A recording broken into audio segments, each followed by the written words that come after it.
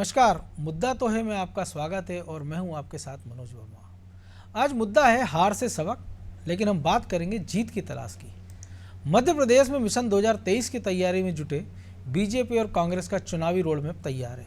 एक तरफ बीजेपी के इंटरनल सर्वे में विधायकों के टिकट कटने की बात आ रही है, तो दूसरी तरफ 3 बार चुनाव जीत चुके 70 पार के नेताओं को घर बिठाने की भी बात हो रही है। इन सबके बीच खास बात यह भी है कि 50 ऐसी सीटों पर भाजपा की नज़र है जिन सीटों पर हार जीत का अंतर बहुत कम था। वहीं कांग्रेस भी बीजेपी के स्ट्रांग होल्ड पर फोकस कर रही है। भाजपा को इस आमूलचूल परिवर्तन से क्या फ़ायदा होगा और कांग्रेस की रणनीति क्या रहेगी, इस मुद्दे पर चर्चा करेंगे। लेकिन पहले देखिए ये रिपोर्ट।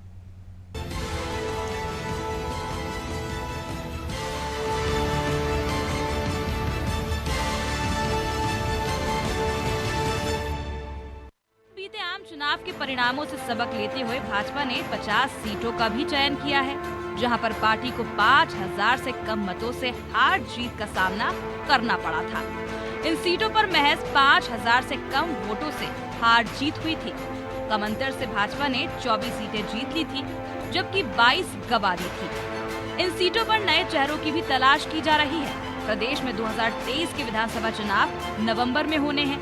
इस चुनाव में भाजपा ने 200 से अधिक सीटें जीतने का लक्ष्य रखा है। यही लक्ष्य भाजपा ने वर्ष 2018 के चुनाव के लिए भी तय किया था, जिसे पाया नहीं जा सका था। आइए जानते हैं इस बारे में भाजपा का क्या कुछ कहना है। मुख्यमंत्री जी से लेकर तमाम मंत्रीगण हो या बाकी लोग हों, सबके चयन नए सिरे से होते हैं और नए सिरे से चयन होंगे। किसको प्रत्याशी बनाना है या किसको नहीं बनाना है, ये भारतीय जनता पार्टी में व्यवस्था है। प्रदेश की चुनाव समिति इन नामों पर सिफारिश केंद्रीय चुनाव समिति को करती है और केंद्रीय चुनाव समिति निर्णय लेती है। इसलिए जब समय आएगा प्रदेश की चुनाव समिति सिफारिश केंद्रीय चुनाव समिति को करेगी। इसलिए ये कटेगा जुड़ेगा, इसका कोई अर्थ नहीं है। उधर कांग्रेस भी अपने स्तर पर टिकट का क्राइटेरिया तैयार कर रही है। कांग्रेस ने सर्वे कराया है कि बीजेपी के स्ट्रॉन्ग होल्ड पर कांग्रेस का फोकस है। वहीं सिंधिया को घेरने के लिए भी रणनीति बनाई है। लेकिन भाजपा की तैयारियों पर कांग्रेस ने भी टिप्पणी की है। 3 गुटों में बटी भाजपा बहुत ज्यादा परेशानी में है। वो इस दौर से गुजर रही है कि कैसे महाराष्ट्र से निजात पाया जाए, कैसे नाराज लोगों से निजात पाया जाए। तो अलग अलग तरीके के फार्मूले तय हो रहे हैं। मैं समझता हूँ फार्मूला कोई भी अपना ले, भारतीय जनता पार्टी को, भारतीय जनता पार्टी का कार्यकर्ता वो देव दुर्लभ कार्यकर्ता जिसकी आप उपेक्षा कर रहे हैं। आप सिंधिया जी के साथ आए लोगों को तवज्जो दे रहे हैं, उन्हें मंत्री बना रहे हैं। मध्य प्रदेश में 8 महीने बाद विधानसभा चुनाव होने हैं। बीजेपी ने फिर से सत्ता पाने का प्लान तैयार कर लिया है। प्रदेश संगठन ने चुनावी रणनीति और चुनौती को लेकर रोड मैप तैयार किया है। इस बार बीजेपी का फोकस महिला वोटर्स के साथ ही युवाओं और आदिवासी वर्ग पर है। बीजेपी के चुनावी रोड मैप में टिकट वितरण को लेकर भी खाका तैयार किया गया है। बीजेपी के इंटरनल सर्वे में करीब 51 सीटों पर टिकट कटेंगे। खास बात यह है कि जिनके टिकट कटेंगे वो खुद चुनाव नहीं लड़ने की घोषणा करेंगे। वहीं टिकट की दावेदारी करने वाले नेताओं को 51% वोट शेयर की गारंटी लेनी होगी, जिसके बाद सर्वे के आधार पर ही टिकट दिया जाएगा। 3 बार के विधायकों को भी टिकट से वंचित किया जा सकता है।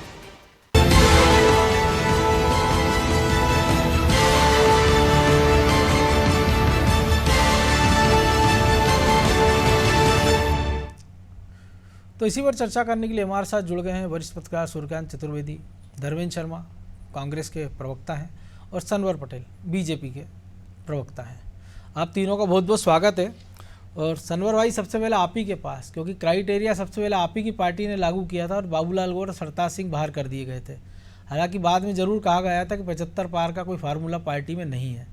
लेकिन अब जब 51 सीटों पर टिकट काटने की बात हो रही है, सिंधिया के जो लोग आए हुए हैं उनको भी टिकट देना ही है, तो इस असंतोष को कैसे थामेंगे? क्योंकि जयंत मलैया ने जो कुछ किया इसके बाद पार्टी को उनकी शरण में जाना पड़ा, माफ़ी मांगना पड़ी, ऐसे तमाम सारे इंसिडेंट सामने नजर आ रहे हैं।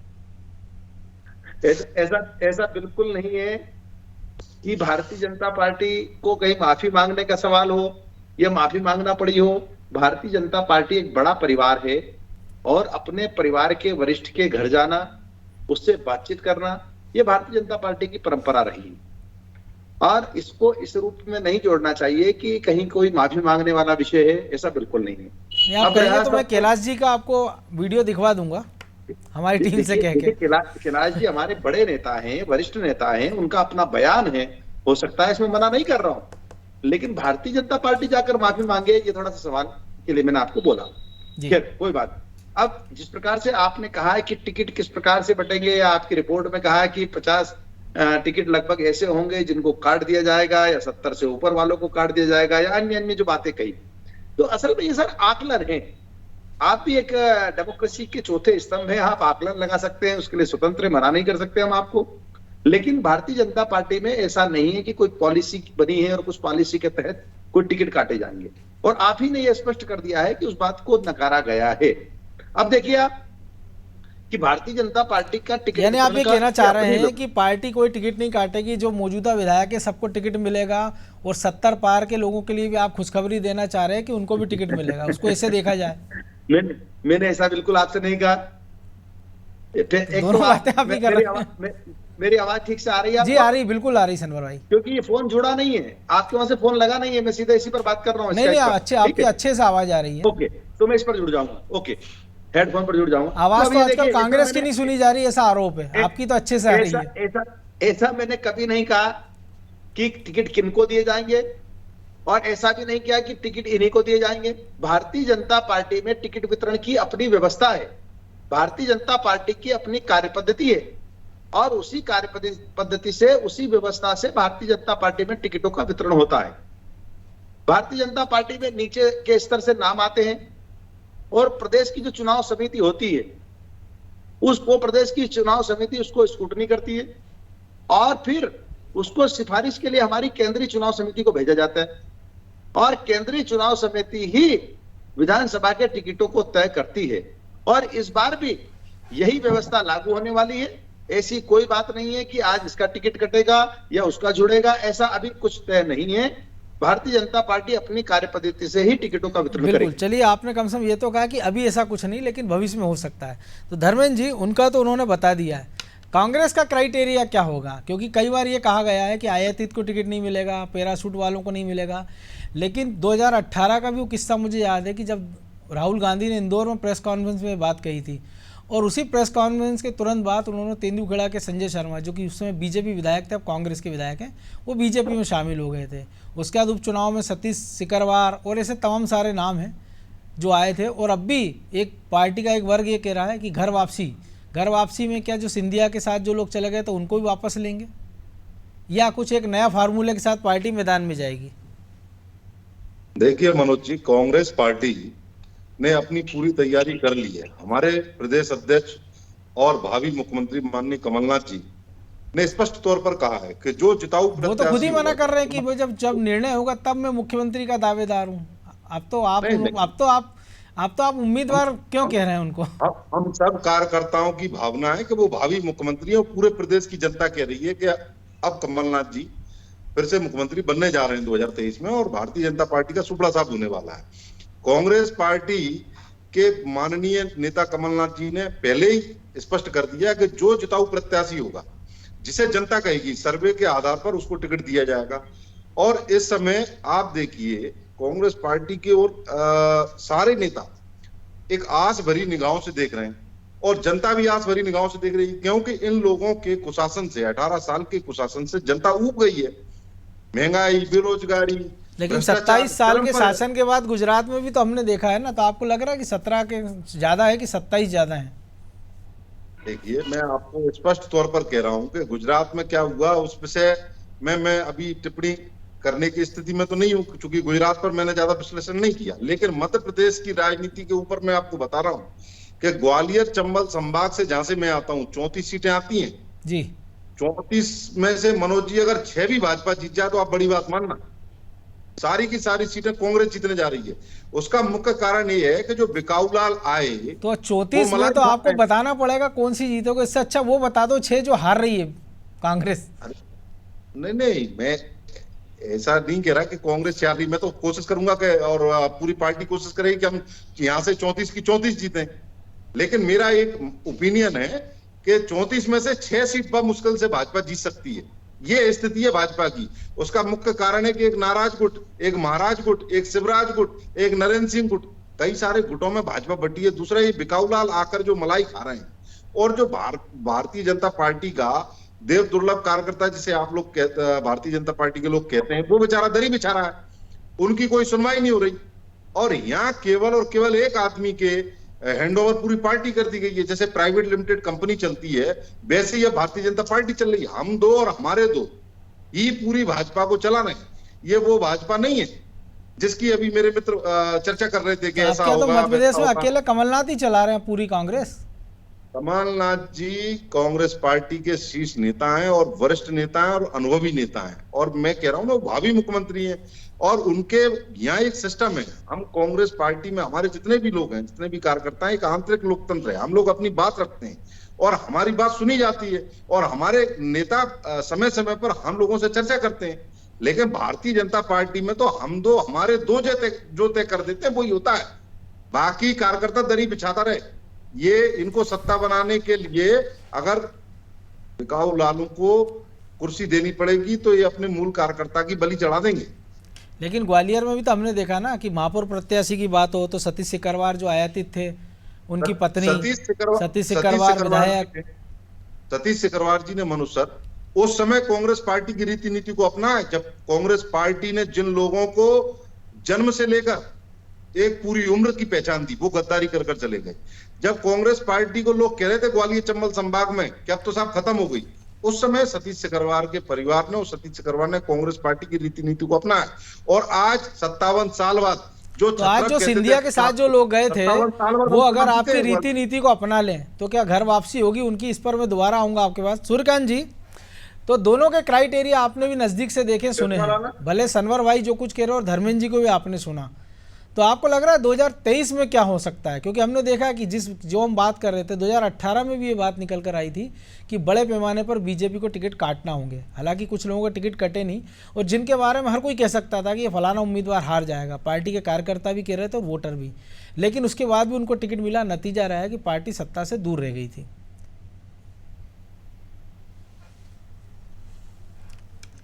म्यूट है सूर्यकांत जी, आप अनम्यूट कर लीजिए, आपका म्यूट हो रही है आवाज।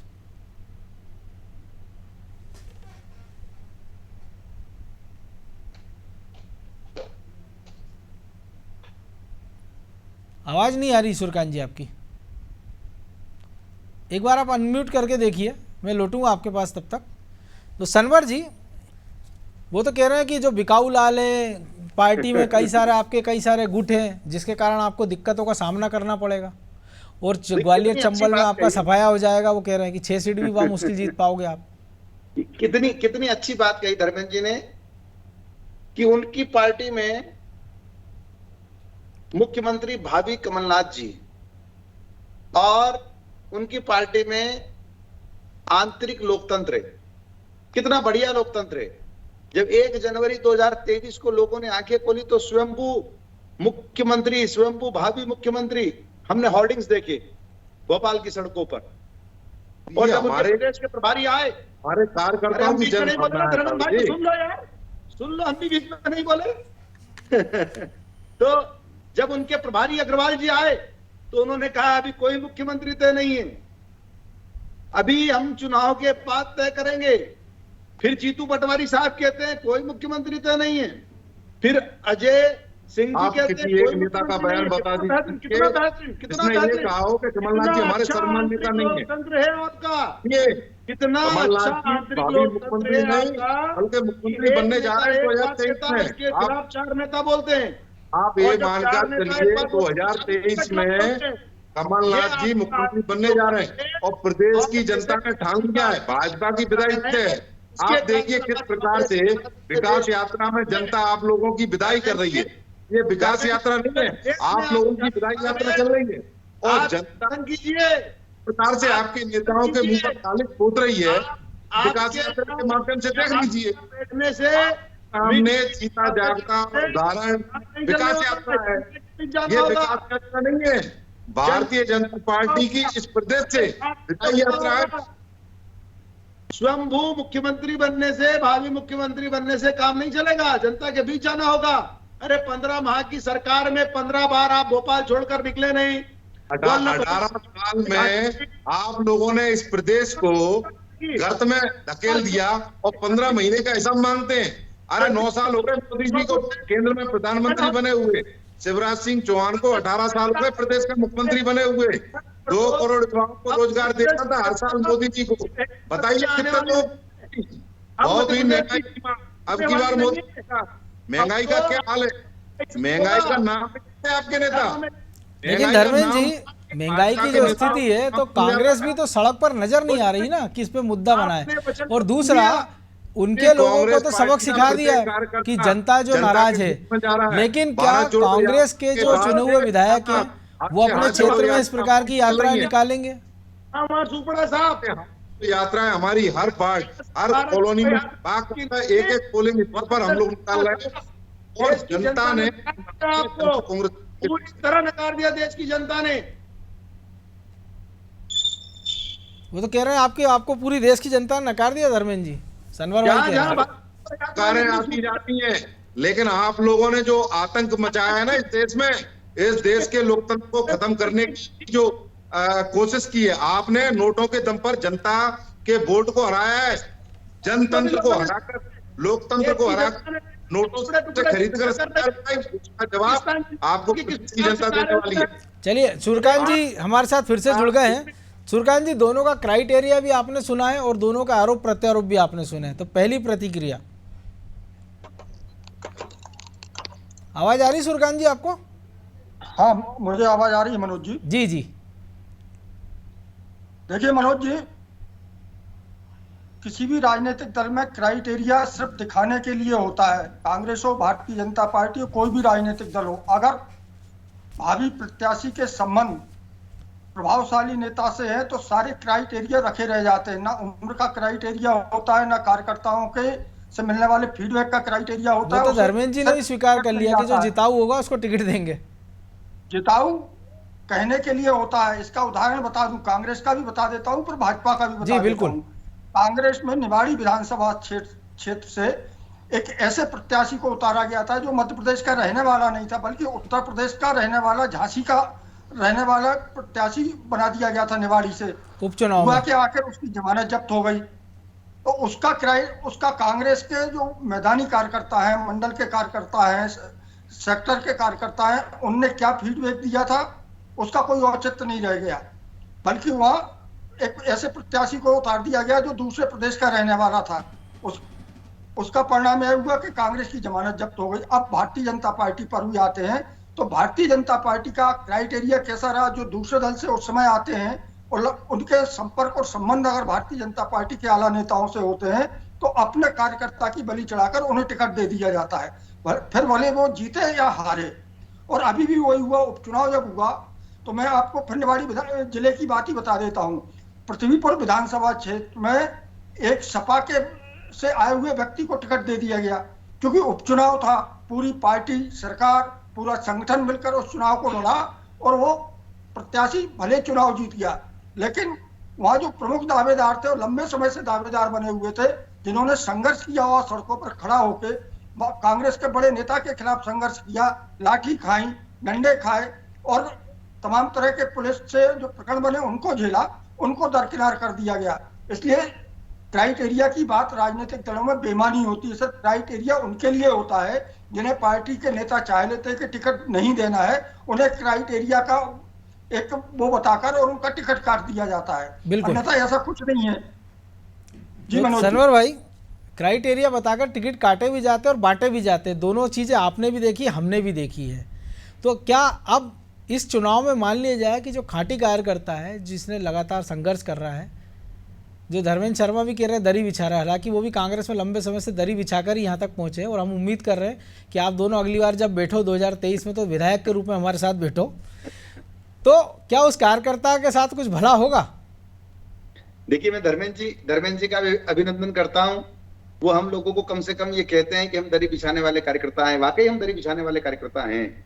और जो दरी बिछाने वाले कार्यकर्ताओं ने इतना बड़ा तंबू लगा दिया है कि कांग्रेस और विपक्ष के लिए उसको देख पाना और उसको छू पाना बहुत मुश्किल हो गया है।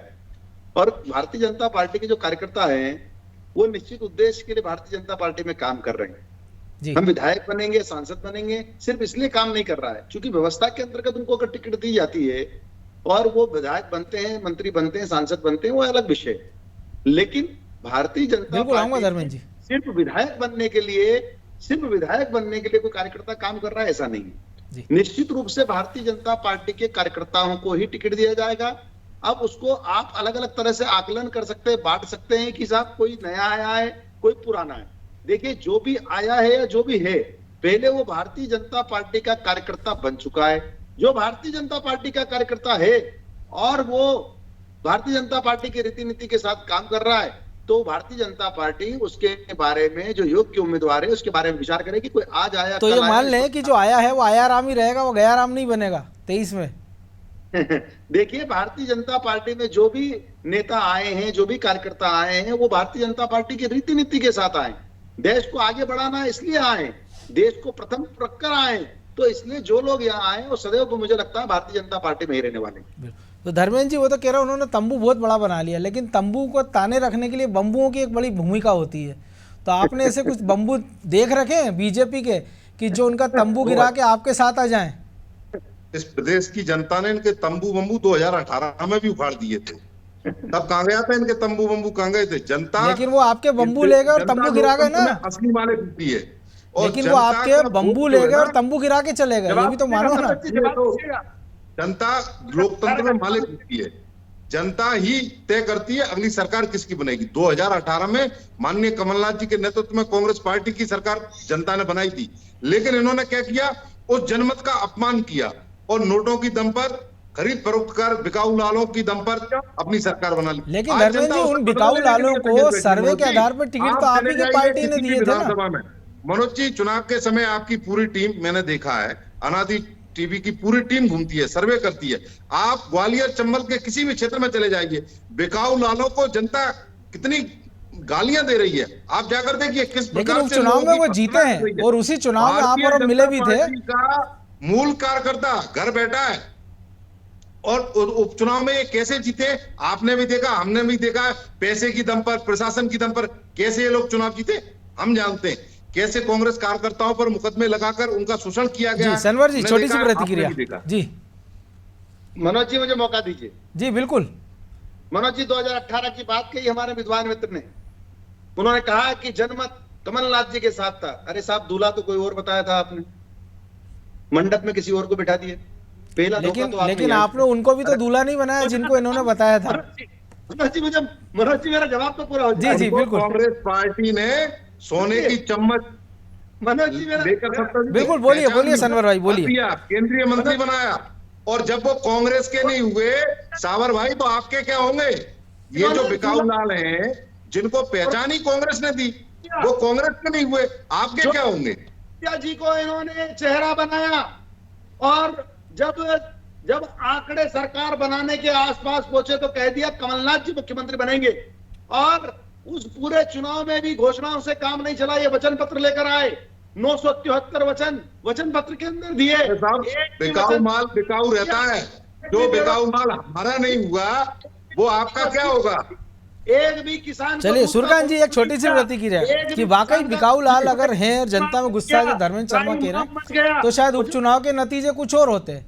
लेकिन उन्हीं में से कुछ लोग कांग्रेस में भी आ गए, कुछ भाजपा में। हो सकता है कि ये दल बदल का खेल हम 2023 के जब टिकटों का वितरण हो तब और बढ़ता देखें, तब क्या प्रतिक्रिया होगी इस पर भी हमारी नजर होगी। लेकिन आपका रिएक्शन? देखिए, 2023 में बड़े पैमाने पर आपको दल बदल होने को दिखाई देगा, होता हुआ दिखाई देगा। और जो लोग आज कह रहे हैं, आप देखना कि भारतीय जनता पार्टी के कुछ नेता कांग्रेस में जाएंगे और कांग्रेस के कुछ नेता भारतीय जनता पार्टी में जाएंगे और उन नेताओं को दोनों दलों से टिकट भी मिलेगा।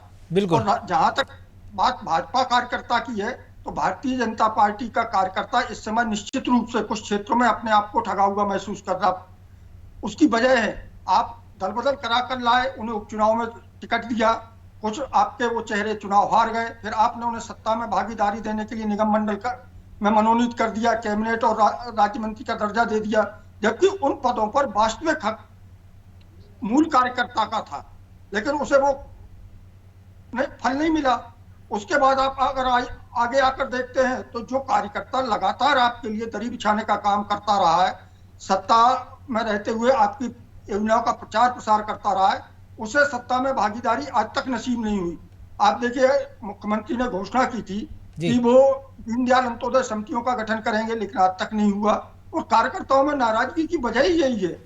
और इसका फायदा कहीं ना कहीं कांग्रेस उठाने का प्रयास करेगी और करना भी चाहिए, क्योंकि वो है मुख्य विपक्षी दल है और उसका दायित्व भी बनता है। बिल्कुल। तो यह सारी चीजें कहने की अलग बात है कि कार्यकर्ता कैसा होता है, कार्यकर्ता किस विचारधारा से प्रभावित होता है। ये वैसा ही है कि आप कर्म करो, फल की चिंता मत करो, फल में तो हमने अपने लिए आरक्षित कर रखा है। बहरहाल अब समय की कमी है, इसलिए चर्चा को विराम देना होगा।